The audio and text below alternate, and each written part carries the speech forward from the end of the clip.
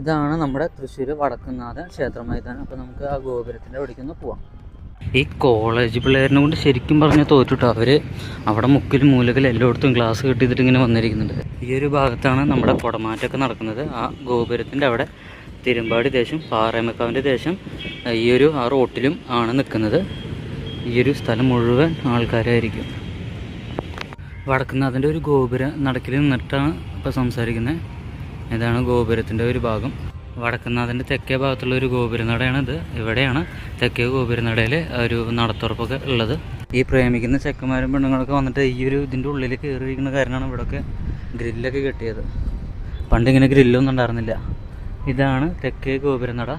നമ്മുടെ തെച്ചുകോട്ട് രാമേന്ദ്രനൊക്കെ തുറന്നു കൊണ്ടുവന്നിട്ടുള്ള ഗോപുരനട ഇതാണ് കേട്ടോ. ഇതിൻ്റെ ഉള്ളിൽ വേറൊരു ഡോറും കൂടി ഉണ്ട്. ഇത് ഒരു കമ്പി പോലത്തെ ഡോറ്, അതിൻ്റെ പിന്നിൽ നല്ലൊരു ഡോറ് കാണുന്നുണ്ടോ?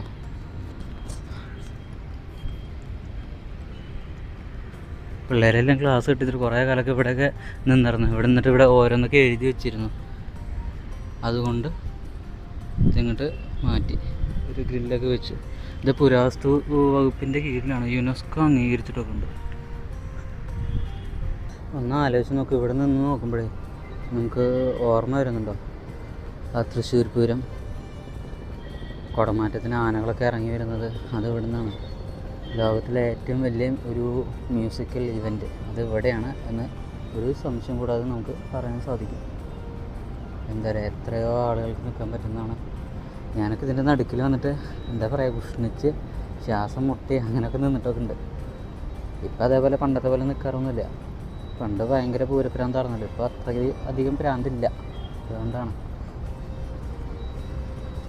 തൃശ്ശൂരിൽ ഇത്രയും കാലം ജോലി ചെയ്തിട്ടുണ്ടെങ്കിലും വളരെ അപൂർവമായിട്ടാണ് ഞാൻ ഈ ഒരു ഭാഗത്തേക്കൊക്കെ വരാറുള്ളത്. അതായത് തേക്കിൻകാട് മൈതാനം അവിടേക്കൊക്കെ. അമ്പലത്തിൻ്റെ ഉള്ളിലേക്ക് തന്നെ ഞാൻ കിടന്നിട്ടുള്ള ആകെ വളരെ കുറച്ച് തവണയേ ഉള്ളൂ. അമ്പലത്തിൻ്റെ ഉള്ളിലൊക്കെ പോയിട്ടുണ്ട് കേട്ടോ, പക്ഷേ കുറച്ച് തവണയേ പോയിട്ടുള്ളൂ. നമ്മുടെ ഗുരുവായൂർ അമ്പലത്തേക്ക് പോകുന്ന പോലെ അങ്ങനെ സ്ഥിരമായിട്ട് പോകുന്നൊന്നുമില്ല. അമ്പലത്തിൻ്റെ കിഴക്കേ ഭാഗത്തുള്ള ഗോപുരമാണ് ഇവിടെ ഉള്ളത്. ഇവിടെ എക്സിബിഷൻ തുടങ്ങുന്ന കാരണം ഇവിടെ പണികളൊക്കെ നടക്കുന്നുണ്ട്. അതിൻ്റെ അപ്പുറത്തായിട്ട് നമ്മൾ കാണുന്നത് പാറേമക്കാവ് ഭഗവതി ക്ഷേത്രത്തിൻ്റെ കവാടമാണ്.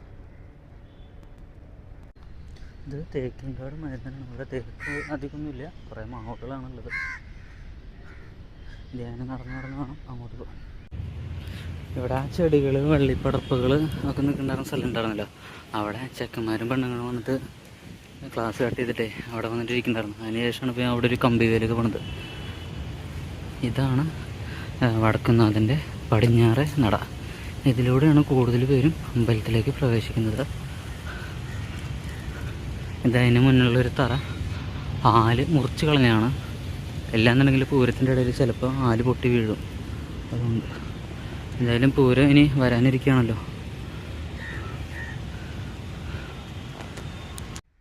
തൃശ്ശൂർ പൂരത്തിൻ്റെ പിറ്റേ ദിവസം പാറേമക്കാവ് ഭഗവതിയും തിരുവമ്പാടി ഭഗവതിയും തമ്മിൽ ഉപചാരം ചൊല്ലി പിരിയുന്ന വലിയൊരു ചടങ്ങുണ്ട്.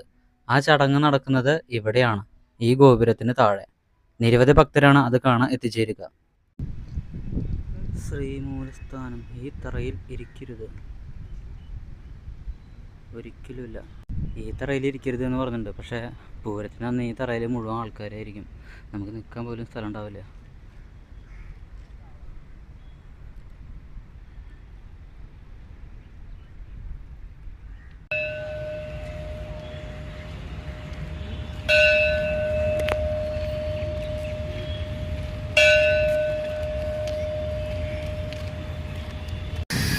തൃശ്ശൂർ നഗരത്തിൽ പുതിയൊരു കാഴ്ചയാണത്, ആകാശപാത. അപ്പോൾ നമുക്ക് ആകാശപാത ഒന്ന് കയറാൻ പോകാം. ലിഫ്റ്റൊക്കെ ഉണ്ട്.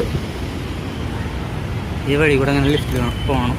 ലിഫ്റ്റ് മുകളിലേക്ക് പോയിരിക്കുകയാണ്. ആ താഴത്തേക്ക് വരാൻ വേണ്ടിയിട്ട് വെയിറ്റ് ചെയ്യണം. AC ഒക്കെ ആണെന്നാണ് പറയുന്നത്. എന്തായാലും നോക്കാം. അങ്ങനെ ലിഫ്റ്റിൻ്റെ ഉള്ളിലേക്ക് എവിടെ ആകെ ഒരു ഫ്ലോറുള്ളൂ.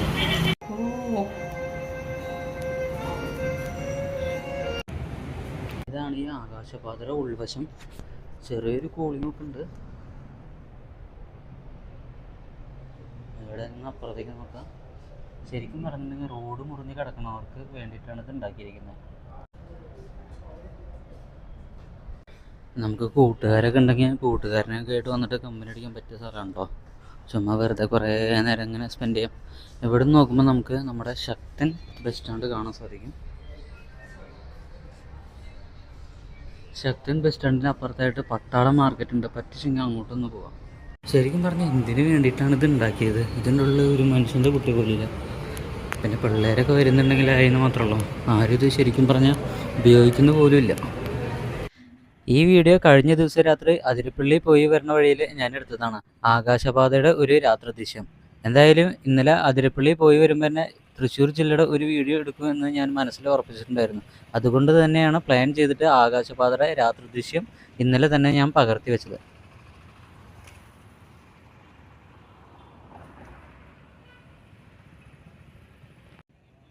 ഇത് നമ്മുടെ തൃശ്ശൂർ മെഡിക്കൽ കോളേജിൽ നിന്നുള്ള ഒരു കാഴ്ചയാണ്.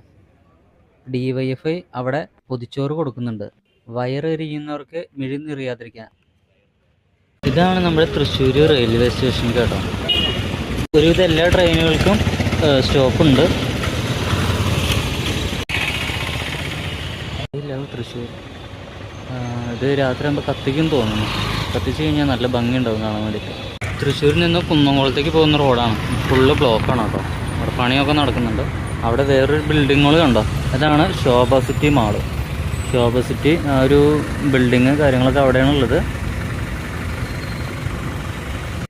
ഇപ്പോൾ പോയിക്കൊണ്ടിരിക്കുന്നത് കേച്ചേരിയിൽ നിന്ന് പന്നിത്തടത്തേക്ക് പോകുന്ന വഴിയാണ്. പണ്ട് വളരെ മോശമായിട്ട് കിടന്നിരുന്ന ഒരു വഴിയാണ്. ഇപ്പോൾ വളരെയധികം നന്നാക്കിയിട്ട് നല്ല അടിപൊളി റോഡാക്കി വെച്ചിട്ടുണ്ട്. അതുകൊണ്ട് തന്നെ ചെറിയ ചെറിയ അപകടങ്ങളൊക്കെ ഇതിൻ്റെ ഉള്ളിൽ തന്നെ നടന്നിട്ടുണ്ട്. ഇതിൻ്റെ പഴയൊരു റോഡ് കാണണം നിങ്ങൾക്ക്. ഇത് പണ്ട് കാലത്ത് ഈ റോഡ് ചെറുതായി ഒന്ന് ടാർ ചെയ്ത സമയത്ത് ഞാനെടുത്ത വീഡിയോ ആണ്. മഞ്ഞുകാലം ആകുമ്പോൾ പാടത്തിൽ കൂടെയുള്ള വഴിയായതുകൊണ്ട് തന്നെ രണ്ട് സൈഡിൽ നിന്നും മഞ്ഞ് നല്ല രീതിയിൽ റോഡിലേക്ക് വരുന്നുണ്ട്. അതുകൊണ്ട് തന്നെ വിസിബിലിറ്റി വളരെയധികം കുറവായിരിക്കും. തൊട്ടപ്പുറത്ത് പോകുന്ന വണ്ടീനെ അല്ലെങ്കിൽ എതിർവശത്ത് വരുന്ന വണ്ടീനെ നമുക്ക് കാണാൻ സാധിക്കാതെ വരുന്ന ഒരു സിറ്റുവേഷനൊക്കെ ഉണ്ട്. നമ്മുടെ തൃശ്ശൂർ ജില്ലേനെ കുറിച്ച് പറയുമ്പോൾ അതിൽ വിട്ടുപോകാത്ത ഒരാളാണ് തെച്ചിക്കോട്ടുകാവ് രാമചന്ദ്രൻ. തൃശ്ശൂർ ജില്ലയിലെ പേരമംഗലത്താണ് തെച്ചിക്കോട്ടുകാവ് അമ്പലം ഉള്ളത്. ആ അമ്പലത്തിൽ തന്നെയാണ് ആനനെ കെട്ടിയിരിക്കുന്നത്. ഇപ്പോൾ ഉത്സവങ്ങളുടെ സീസണാണല്ലോ. തൃശ്ശൂർ ജില്ലയിൽ ഒരുപാട് പൂരങ്ങൾ ഇതിനോടെ നടന്നു കഴിഞ്ഞിട്ടുണ്ട്. അതിൽ പ്രധാനം കുന്നംകുളത്തുള്ള കുറേ പൂരങ്ങളാണ്, ആനപ്പൂരങ്ങൾ.